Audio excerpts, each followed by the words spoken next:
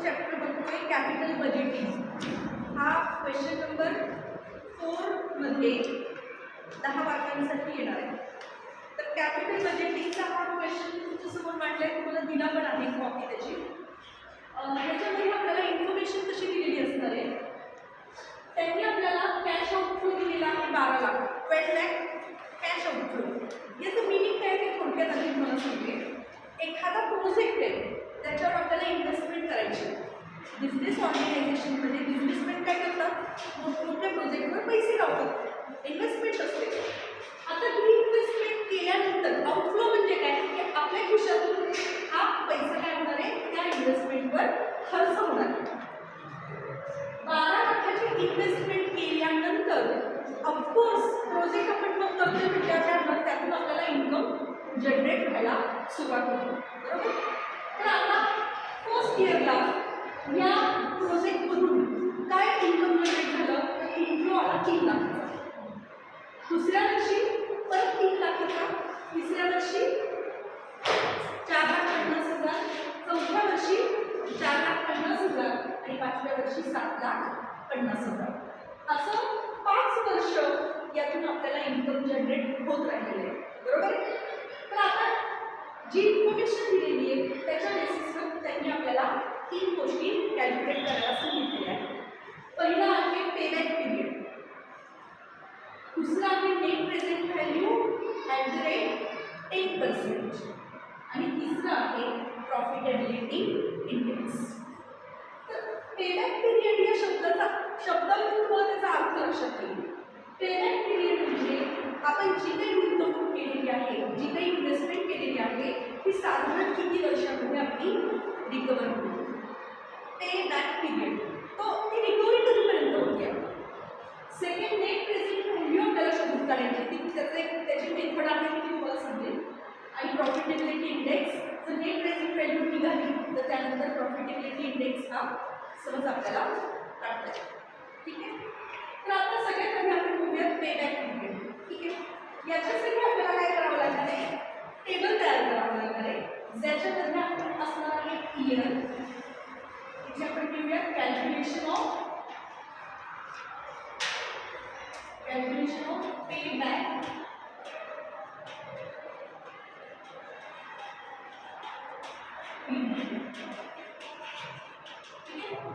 Year, त्यानंतर inflow आणि त्याच्यानंतर रिलेटिव्ह व्हॅल्यू।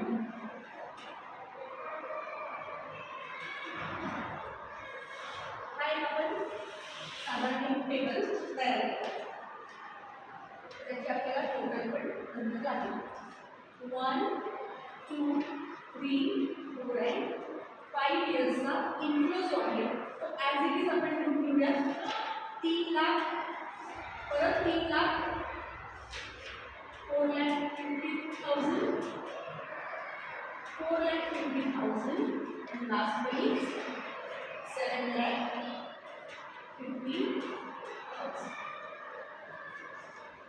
क्युम्युलेटिव्ह व्हॅल्यू काढताना आपण स्टॅटिस्टिक्समध्ये शिकलेलो आहे, पहिल्या वर्षी जो इन्फ्लो आला ती ॲज इट इज फिगर आपली इथे येईल, बरोबर।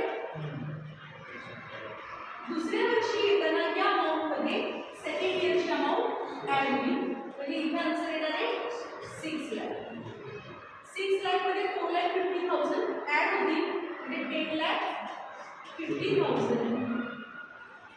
पुन्हा 10,50,000 मध्ये 4,500 4,50,000 ॲड होतील, म्हणजे किती होती परत इथे 15 लाख। आणि 15 लाखमध्ये 7,50,000 ॲड होणं, आन्सर भेटणार आहे आपल्याला 22। याच्या टोटलची काही गरज नाही, कारण ते ऑटोमॅटिकली टोटलच जनरेट करतो, ठीक आहे। क्युम्युलेटिव्ह व्हॅल्यू 3 लाखमध्ये 3 लाख ॲड केले, सुरुवातीला 3 लाख जशीच्या तशी होती, या 3 लाखमध्ये 3 लाख ॲड, 6 लाख, 6 लाखमध्ये 4,50,000 ॲड, 10,50,000, 10,50,000 मध्ये ॲड, 4,50,000 ॲड केल्यानंतर 15 लाख आणि 15 लाखमध्ये 7,50,000 ॲड केल्यानंतर 22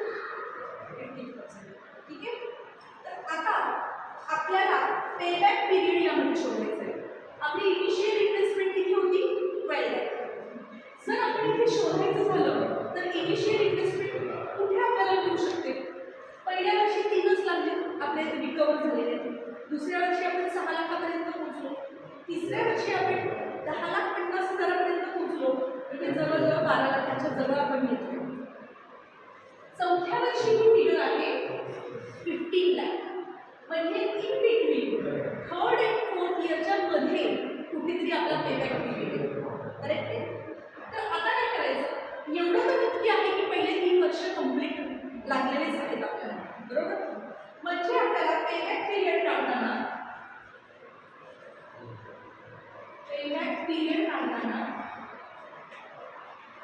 इज इक्वल टू कशा पद्धतीने जावं लागणार आहे आपले 3 वर्ष 3 इयर्स कंप्लीट म्हणजे पण 3 वर्षामध्ये आपण पोहोचलो 10,50,000 पर्यंत. अजून आपल्याला 12 लाख पर्यंत जाईपर्यंत किती अमाऊंटची गरज पडणार आहे, तो डिफरन्स आपल्याला शोधून काढायचा. याचाच अर्थ या 12 लाख मधून आपल्याला काय करायचं आहे, 10,50,000 मायनस करायचे. किती राहतात 1,50,000. तर 1,50,000 डिवायडेड बाय, ऑफकोर्स याच्या पुढे या अमाऊंटमधून याची रिकव्हरी आपण करणार, बरोबर